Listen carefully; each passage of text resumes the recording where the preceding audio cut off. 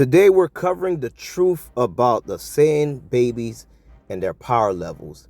Why some babies are born with low power levels and some are born with high power levels like Vegeta.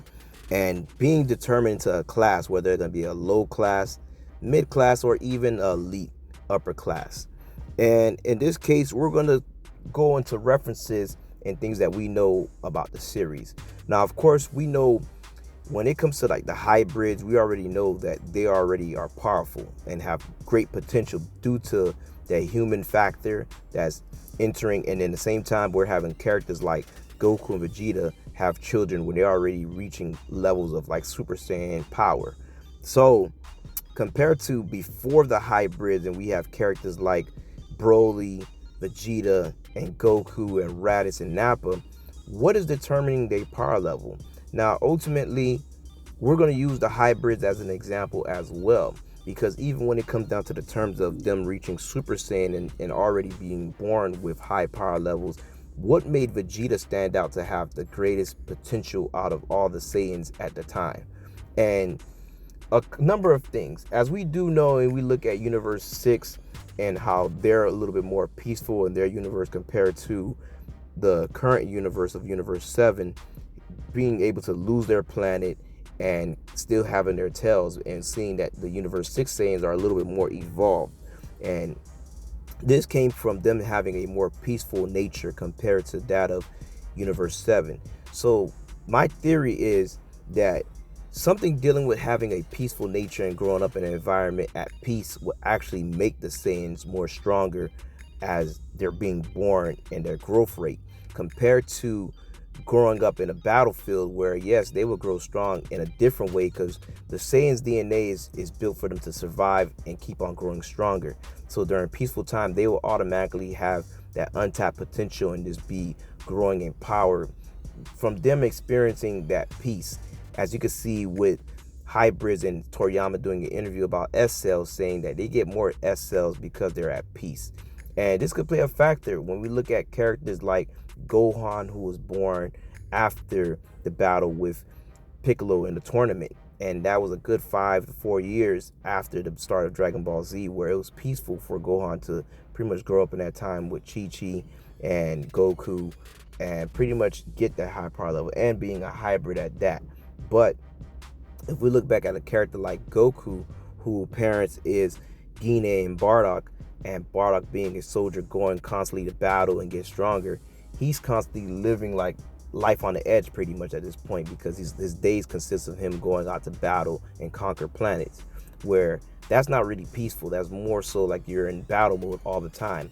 Where if we look at a King Vegeta, who's pretty much the king and don't have to go out and conquer planets himself, he probably goes out when he wants to, but you're pretty much living as a king, royalty, and pretty much commanding your soldiers and stuff like that.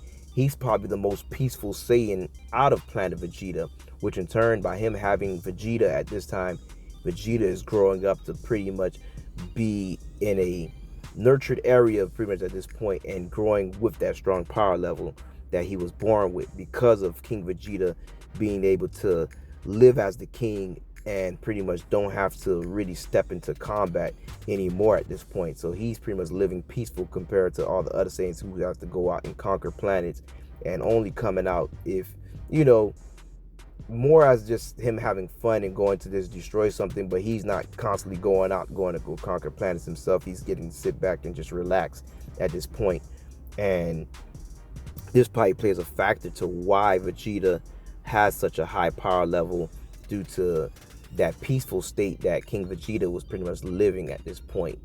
Now, Goku, on the other hand, and Raditz, is a little bit different because Raditz is older than Goku. So probably at the time, Bardock and them was not under the thumbs of King Code yet, and probably not as, I guess, survival and more just being slaves to King Code and Frieza at that point, where Goku is being born, and Goku is being born with a lower power level than Raditz himself. So those things could play a factor, but all these are theories and nothing that's been confirmed. But ultimately, also high power levels as well, because King Vegeta was known to be the strongest Saiyan at the time, unless Broly,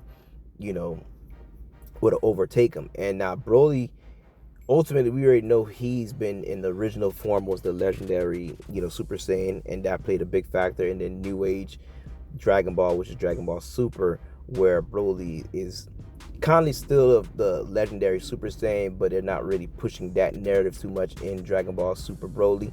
But at the same time, too, we don't know who's Broly's mother, and really, at the end of the day, if she's the one that's at peace, just like Vegeta, we don't know who Vegeta's mother is, and that's what's going to really matter as well. If their state of being is also being, I always did a theory if possible Broly could have been a hybrid as well, maybe not even a Saiyan 100%, but this is what's written in the guidebooks as him being full-blooded Saiyan. So but it could still be a theory that who knows that if Broly was born to a Sephorian and be part Sephorian and got his hybrid powers, and that's the reason why he was so strong at the time. We don't know. It's hard to say, but we never seen his mother, so we don't know. But we just go by whatever the guides and stuff say about him being a full-blooded Saiyan. So at the end of the day, it could still be just him being a mutant to the rest of the race at this point. So going back to different rankings and the Saiyan powers that we're getting at this point when we're looking at a character like Goku who has to work hard and reach those levels, getting trained by many different masters, even getting trained with like godly characters at this point to reach a level of Vegeta, where Vegeta at the time didn't have to really train as much. He did like little exercises to keep himself in shape in combat, but as far as like having masters in training, he didn't have that and still was overpowering Goku, which ultimately that peace may be a thing that also helps them grow even after the fact where Vegeta comes to Earth and is living peace after Frieza and Namek, and he's pretty much trying to become a Super Saiyan. Ultimately, his rage pushed him to that point to reach, because he had the power level and potential to become a Super Saiyan already by this time, even on Namek. So it just really just needed that, and Goku having the love from his friends and all that is able to push that desire for him to become Super Saiyan after losing his best friend during his fight with Frieza, where Vegeta didn't have anything. He really just fought for his home world and pretty much had to take something, a spark, to kind of like break it in a different way for him to reach that level. So ultimately, these are my theories. Get in the comments. Tell us, what do you think is the reason for some Saiyans are born with high power levels and some are born with lower levels?